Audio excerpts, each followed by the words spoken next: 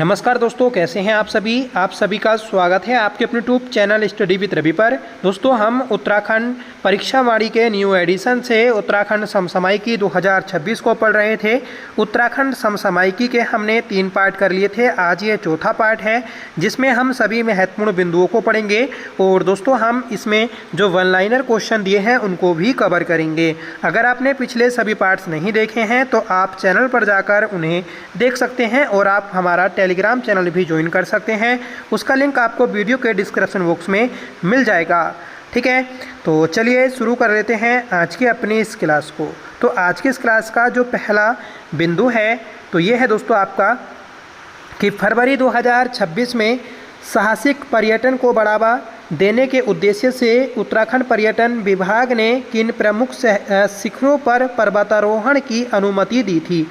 तो ये दी है दोस्तों नंदा देवी, कामेट और इसके अलावा 83 अन्य चोटियों पर। ठीक है, तो नंदा देवी और कामेट पर्वत, इनके अलावा 83 और अन्य चोटियां हैं, उन पर भी दोस्तों पर्वतारोहण की अनुमति दी है। ठीक है, फरवरी 2026 में, जिससे दोस्तों साहसिक पर्यटन को बढ़ावा मिल सके। नेक्स्ट बिंदु है कि जनवरी 2026 में IIT रुड़की ने किस नाम से एक शिल्प आधारित संसाधन केंद्र की स्थापना की मंजूरी दी थी। तो ये दी है दोस्तों संचय नाम से। तो संचय नाम से दोस्तों ये मंजूरी दी गई थी IIT रुड़की ने। ठीक है, जहाँ पर दोस्तों वस्त्र मंत्रालय के राष्ट्रीय हस्तशिल्प विकास कार्यक्रम के तहत ये आपका नाम दिया गया है। नेक्स्ट बिंदु है कि 27 जनवरी से 30 जनवरी 2026 के मध्य राज्य में अंतर्राष्ट्रीय एग्रो फेस्टिवल 2026 का आयोजन हुआ। तो ये टिहरी में हुआ था। ठीक है, तो टिहरी में ही दोस्तों आपका अंतर्राष्ट्रीय एग्रो फेस्टिवल का हर बार आयोजन होता है।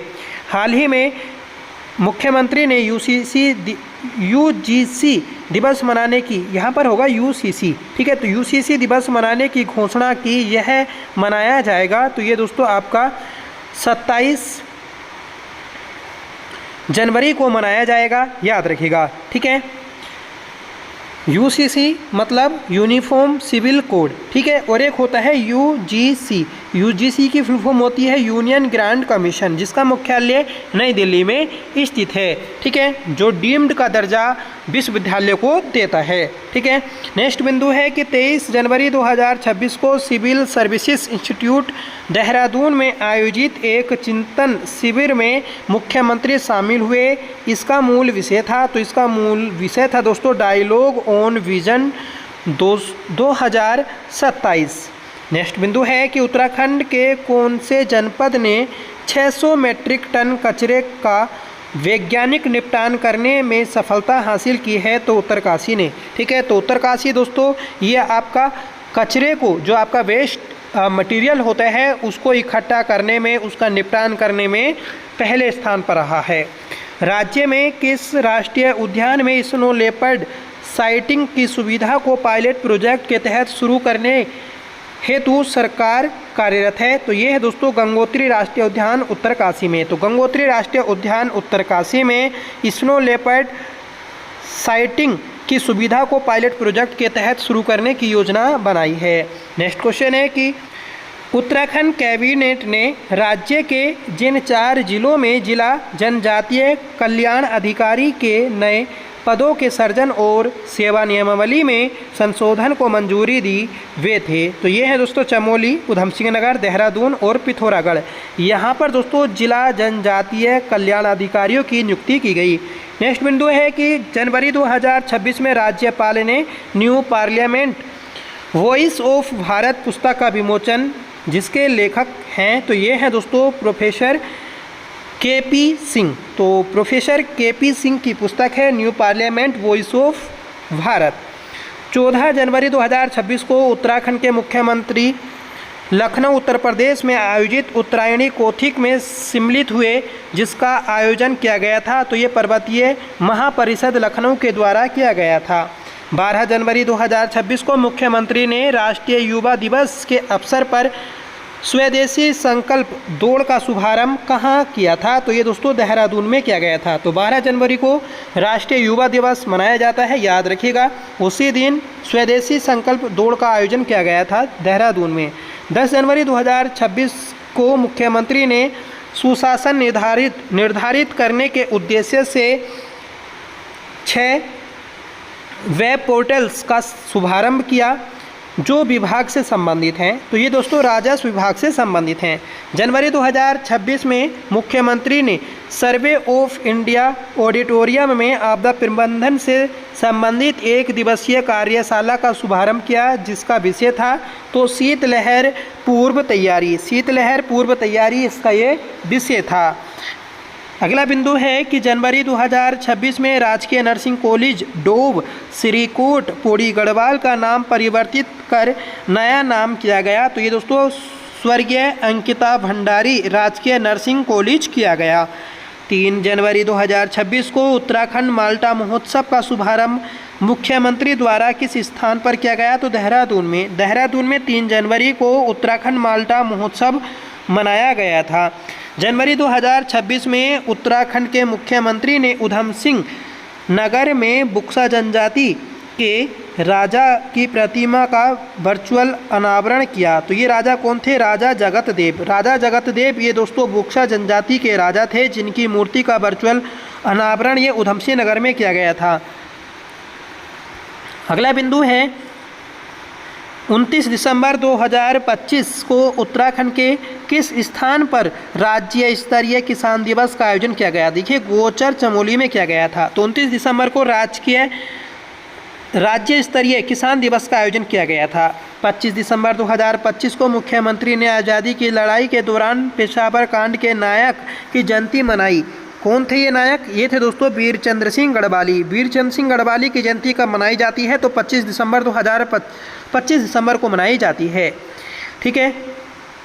नेक्स्ट क्वेश्चन है कि हाल ही में मुख्यमंत्री ने एमबी फूड्स द्वारा विकसित मशरूम गांव का शुभारंभ किस जिले में किया था? तो ये बुग्गाबाला देहरादून में किया था। तो बुग्गाबाला ये मशरूम विलेज है आपका, कहाँ पर है? हरिद्वार में।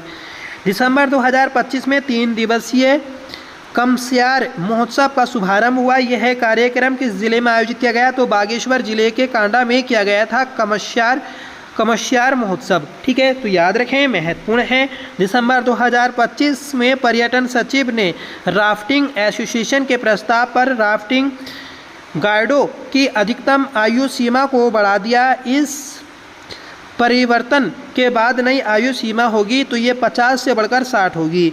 15 दिसंबर 2025 को देहरादून में आयोजित राष्ट्रीय जनसंपर्क अधिवेशन को मुख्यमंत्री ने संबोधित किया। इस अधिवेशन की थीम थी विकसित भारत @2047 में जनसंपर्क की भूमिका। ठीक है, याद रखें। नेक्स्ट है कि दिसंबर 2025 में सीआरपीएफ कैंप हल्द्वानी में आयोजित पूर्व अर्धसैनिक बलों के सम्मेलन में मुख्यमंत्री ने घोषणा की कि भविष्य में प्रेसिडेंट पुलिस मेडल गैलेंट्री वीरता पदक प्राप्त करने वाले अर्धसैनिकों को एकमुश्त अनुदान राशि दी जाएगी। यह राशि 5 लाख होगी। नवंबर 2025 में मुख्यमंत्री ने उत्तराखंड लोक विरासत 2025 कार्यक्रम को संबोधित किया। यह आयोजन कहां पर हुआ? देहरादून में। देखिए ऑलमोस्ट आपके जो आयोजन होते हैं देहरादून में ही होते हैं, राज्य स्तरीय। आगे बढ़ेंगे कि 26 नवंबर 2025 को उत्तराखंड में एआई के अनुप्रयोगों व नियमन संबंधी कौन सा दस्तावेज प्रस्तुत किया गया? तो उत्तराखंड एआई मिशन 2025 प्रस्तुत किया गया। इम्पोर्टेंट है, याद रखें। हाल ही में किस संस्था के द्वारा उत्तराखंड के आपदा मोचन निकाय SDRF को उसके उत्कृष्ट कार्यों के लिए वैश्विक सम्मेलन मिला है? तो ये दोस्तों भारत में अमेरिकी दूतावास को मिला है।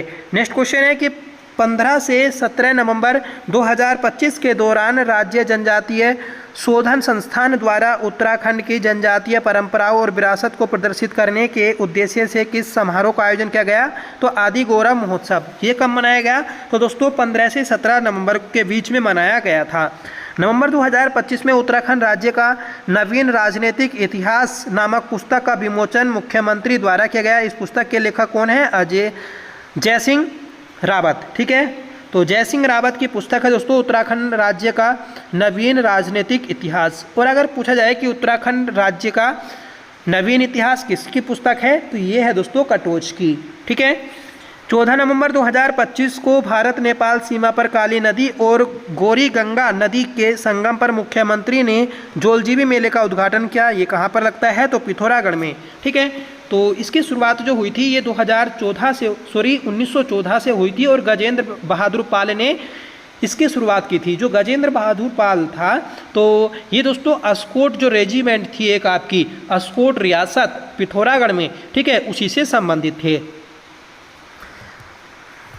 अगला बिंदु है और बताना है कि 13 नवंबर 2025 को सहकारिता मेले के अवसर पर मुख्यमंत्री ने किस जिले के सक्षम शासन, विकास, जन सहभागिता और पर्यावरणीय संतुलन का मॉडल जिला बनाने के लक्ष्य निर्धारित करते हुए उस जनपद के नए लोगों का विमोचन किया। तो ये क्या है दोस्तों? चंपावत में। ठीक है, तो चंपावत में क्या है? नेक्स्ट बिंदु है कि नवंबर 2025 में मुख्यमंत्री ने संस्कृति विभाग में सूचीबद्ध ऐसे सांस्कृतिक कलाकारों जो खराब स्वास्थ्य वृद्धावस्था के चलते जीविकापार्जन में असमर्थ हैं कि मासिक पेंशन 3000 से बढ़ाकर कितना करने की घोषणा की। तो 6000 प्रति माह की है। 5 नवंबर 2025 को मुख्यमंत्री ने उत्तराखंड के प्रवासियों को लक्षित करते हुए रजत जयंती महोत्सव के तहत किस नए कार्यक्रम का शुभारंभ किया? तो प्रवासी उत्तराखंडी सम्मेलन का आयोजन किया था 5 नवंबर को। 3 नवंबर 2025 को राष्ट्रपति द्रौपदी मुर्मू ने उत्तराखंड के कौन से स्थापना दिवस के अवसर पर विधानसभा में विशेष सत्र को संबोधित किया? तो 25वें। ठीक है, तो 25वां उत्तराखंड स्थापना दिवस था और इस स्थापना दिवस को जो हमारे राष्ट्रपति हैं तो उन्होंने संबोधित किया था। ठीक है, कहाँ से किया? तो ये क्या था दोस्तों? भराड़ीसेन गैरसैंण से। 2 नवंबर 2025 को राष्ट्रपति द्रौपदी मुर्मू ने हरिद्वार के किस विश्वविद्यालय के द्वितीय दीक्षांत समारोह में स्वर्ण पदक प्राप्त विद्यार्थियों को सम्मानित किया? तो पतंजलि विश्वविद्यालय हरिद्वार में किया था। 31 अक्टूबर 2025 को मुख्यमंत्री ने देवभूमि रजत उत्सव 2025 कार्यक्रम में हिस्सा लिया था। इस कार्यक्रम का आयोजन कहाँ हुआ? तो हरिद्वार में हुआ था। ठीक है, इम्पोर्टेंट है, याद रखिएगा कि देवभूमि रजत उत्सव 2025 कहाँ पर मनाया गया था? 31 अक्टूबर को, तो हरिद्वार में। अक्टूबर 2025 में 2 दिवसीय देवभूमि सांस्कृतिक महोत्सव 2025 का समापन हुआ। इस समारोह का आयोजन स्थल था, तो ये था दोस्तों आपका माणा गांव चमोली। अक्टूबर 2025 में उत्तराखंड के उत्तरांचल ग्रामीण बैंक ने आपदा प्रभावित लोगों की सहायता एवं पुनर्निर्माण कार्यों के लिए कितनी धनराशि मुख्यमंत्री राहत कोष को प्रदान की? तो ये की थी दोस्तों आपकी 35,49,371। नेक्स्ट क्वेश्चन है कि अक्टूबर 2025 में मुख्यमंत्री ने पंतनगर विश्वविद्यालय की तर्ज पर हाल ही में किस जिले में एक नए कृषि विश्वविद्यालय की स्थापना करने की घोषणा की? तो चंपावत जिले में। देखिए इंपॉर्टेंट है, याद रखिएगा कि हमारे उत्तराखंड का दूसरा कृषि विश्वविद्यालय कहाँ पर बनेगा? ये चंपावत में बनेगा। चंपावत के ही छमनिया गांव में दोस्तों आपका बालिका स्पोर्ट्स कॉलेज बन रहा है, बालिका विश्वविद्यालय। ठीक है, नवंबर 2025 में अखिल भारतीय वन खेलकूद प्रतियोगिता 2025 का आयोजन किया गया। इन खेलों का आयोजन स्थल है तो ये महाराणा प्रताप स्पोर्ट्स कॉलेज देहरादून है। इसकी स्थापना कब हुई थी? 1993 में हुई थी, याद रखिएगा। अक्टूबर 2025 में मुख्यमंत्री ने किस जिले में आयोजित प्रथम धन्वंतरि महोत्सव 2025 में वर्चुअल रूप से भाग लिया? तो ये देखिए मालागिराव यमकेश्वर पौड़ी गढ़वाल में किया था। तो जो आपका प्रथम धन्वंतरि महोत्सव 2025 था ये कहाँ पर मनाया गया था? तो ये आपका पौड़ी गढ़वाल में मनाया गया था, यमकेश्वर ब्लॉक में। अक्टूबर 2025 में जारी सरकार की राज्य खनन तत्परता सूचकांक सिमरी के श्रेणी सी में देश में दूसरा स्थान किसे प्राप्त हुआ? तो उत्तराखंड को प्राप्त हुआ है। तो उत्तराखंड को खनन तत्परता सूचकांक में दूसरा स्थान मिला, याद रखिएगा, और ये श्रेणी सी में मिला है। नेक्स्ट बिंदु है कि अक्टूबर 2025 में राज्य सरकार ने समान नागरिक संहिता यूसीसी में संशोधन को मंजूरी दी, जिसके तहत कौन सी समुदाय अब बिना आधार कार्ड के भी अपना विवाह पंजीकृत कर सकेंगे? राज्य में निवास कर रहे नेपाली, भूटानी और तिब्बती मूल के नागरिक हैं। ठीक है, मतलब ये जो विवाह पंजीकृत है इसमें कौन कौन है? एक तो राज्य में जो निवास कर रहे नेपाली है, भूटानी है और तिब्बती मूल के नागरिक हैं। अक्टूबर 2025 में उत्तराखंड अधीनस्थ सेवा चयन आयोग UPSC ठीक है द्वारा सितंबर 2025 में आयोजित ग्रेजुएट लेवल प्रतियोगिता परीक्षा में कथित नियमित पेपर लीक की जांच के लिए, आप सभी जानते हैं कि जो आपका 21 सितंबर को पेपर हुआ था BPDO पटवारी लेखपाल का, जिसका अभी हाल ही में एग्ज़ाम हुआ है, ठीक है 12 जून को। तो इस एग्ज़ाम की जांच करने के लिए जो एक समिति बनी थी उसकी अध्यक्षता किसने की थी? तो न्यायमूर्ति UC ध्यानी ने की थी। ठीक है, इंपॉर्टेंट है, याद रखें। 10 अक्टूबर 2025 को उत्तराखंड के दून विश्वविद्यालय देहरादून में Indian association of social science institute के 24वें अंतर्राष्ट्रीय सम्मेलन का शुभारंभ किया। तो किसने किया? मुख्यमंत्री पुष्कर सिंह धामी ने किया है। अक्टूबर 2025 में उत्तराखंड प्रीमियर लीग 2025 के सीजन 2 में नैनीताल टाइगर्स को हराकर चैंपियंस का खिताब जीता। ये किसने जीता? तो ये जीता है दोस्तों आपका हरिद्वार एल्मस टीम ने। अक्टूबर 2025 में परेड ग्राउंड देहरादून में आयोजित 50वां सब जूनियर राष्ट्रीय बास्केटबॉल चैंपियनशिप 2025 का शुभारंभ कहाँ किया गया? तो किसने किया? तो ये किया था दोस्तों आपका उत्तराखंड के मुख्यमंत्री ने, और इसका आयोजन हुआ था परेड ग्राउंड में। नेक्स्ट पॉइंट है कि अक्टूबर 2025 में उत्तराखंड के मुख्यमंत्री ने राज्य में वन्य जीवों के हमले से होने वाली जनहानि पर मिलने वाली सहायता राशि 6 लाख को बढ़ाकर कितना कर दिया? तो ये 10 लाख कर दिया है। अक्टूबर 2025 में मुख्यमंत्री ने अटल निर्मल नगर पुरस्कार 2025 के अंतर्गत नगर निगम श्रेणी में प्रथम पुरस्कार प्रदान किया। तो किसने किया है ये? तो ये क्या है दोस्तों आपका रुद्रपुर नगर निगम ने। और जो रुद्रपुर नगर निगम है ये हमारी जो 2025 में राष्ट्रीय स्वच्छता सर्वेक्षण रिपोर्ट आई थी तो उसमें नगर निगम की श्रेणियों में प्रथम स्थान पर थी। ठीक है, अक्टूबर 2025 में कौन बनेगा करोड़पति सीजन 7 के जूनियर स्पेशल एपिसोड में 12.5 लाख जीत के साथ ही वह उत्तराखंड की पहली लड़की बनी जो जूनियर स्पेशल की हॉट सीट तक पहुंची। तो ये थी दोस्तों एंजल नेथानी। अक्टूबर 2025 में उत्तराखंड कैडर के किस OEPS अधिकारी का चयन संयुक्त राष्ट्र के संबंध एक अंतर्राष्ट्रीय संगठन में हुआ था? तो ये हुआ था दोस्तों लोकेश्वर सिंह का। सितंबर 2025 में उत्तराखंड में पर्यावरण संरक्षण, शिक्षा, स्वास्थ्य एवं सामुदायिक सशक्तिकरण के क्षेत्र में CSR संचालित करने के लिए OMU पर हस्ताक्षर किए गए। तो ये किए हैं दोस्तों आपका टोयोटा के साथ। ठीक है, टोयोटा के साथ। सितंबर 2025 में उत्तराखंड सरकार के द्वारा दिव्यांगजनों के सशक्तिकरण के लिए राज्य के पहले जिला दिव्यांगता पुनर्वास केंद्र की शुरुआत की गई। तो ये की गई है गांधी शताब्दी अस्पताल देहरादून में। तो गांधी शताब्दी अस्पताल में दोस्तों जिला दिव्यांगता पुनर्वास केंद्र की शुरुआत की गई है, याद रखिएगा। तो हमने दोस्तों ये सितंबर 2025 और जो आपका जुलाई तक 2026 का करंट अफेयर आ तो उसको कंप्लीट किया। मतलब आप कह सकते हैं कि पिछले एक साल का पूरा इसमें करंट अफेयर दिया था और इसी को हमने देखा। तो ये थी आज की हमारी क्लास, और आज की इस क्लास के माध्यम से हमने उत्तराखंड परीक्षावाणी के न्यू एडिशन में जो उत्तराखंड समसामयिकी थी उसको कवर किया और पूरा ही आपका टॉपिक हुआ। इसकी एक मैराथन क्लास बना दी जाएगी और उसको आप एग्ज़ाम के टाइम पर देख सकते हैं। अब इसके बाद क्या होगा? इसके बाद दोस्तों हम पिछले 8 महीनों का जो उत्तराखंड करंट अफेयर है जो हमने पहले कर रखा है ऑलरेडी, ठीक है, उसमें से विशेष क्वेश्चन को चुनेंगे जो आपके एग्ज़ाम में पूछे जा सकते हैं और उसकी एक मैराथन क्लास बनाएंगे। ठीक है, उसके पहले 2-3 पार्ट आएंगे, फिर उसकी भी एक मैराथन क्लास बन जाएगी, फिर उसको आप देख लीजिएगा। क्योंकि इस बार दोस्तों करंट अफेयर अच्छा खासा पूछा जाएगा। 8 मार्क्स का तो आपका नेशनल इंटरनेशनल करंट अफेयर है, और उसके अलावा दोस्तों जो आपके कम से कम 7-8 प्रश्न पूछे जाएंगे तो ये आपके उत्तराखंड करंट अफेयर के पूछे जाएंगे। क्योंकि इस बार उत्तराखंड GK GS जो है ये 56 नंबर की है, तो इस 56 नंबर में कम से कम आपके 8 से 10 क्वेश्चन उत्तराखंड करंट अफेयर के ही रहेंगे। ठीक है, और लगभग 45 क्वेश्चन जो होंगे ये आपके उत्तराखंड GS के रहेंगे। तो उत्तराखंड करंट अफेयर का अच्छा खासा रोल रहने वाला है, क्योंकि बच्चे जो हैं करंट अफेयर को नहीं पढ़ते, बाकी चीज़ों पर ही फोकस रखते हैं। तो आप जो भी आपके सिलेबस में स्पेशल टॉपिक होते हैं उनको ज़रूर देखा करें। जैसे आपकी रीजनिंग हुई, रीजनिंग दोस्तों काफ़ी अहम रोल निभाती है।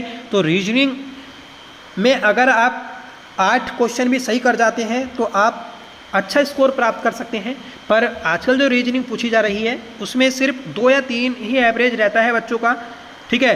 कुछ ही बच्चे ऐसे होंगे 100 में से 2% बच्चे जो पूरे 10 के 10 क्वेश्चन सही कर पाते हैं, बाकी 6-7 क्वेश्चन कर पाएंगे और जो एवरेज मार्क्स रहेगा आपका रीजनिंग में तो वह 2-3 ही रहता है, जैसी आजकल रीजनिंग बन रही है।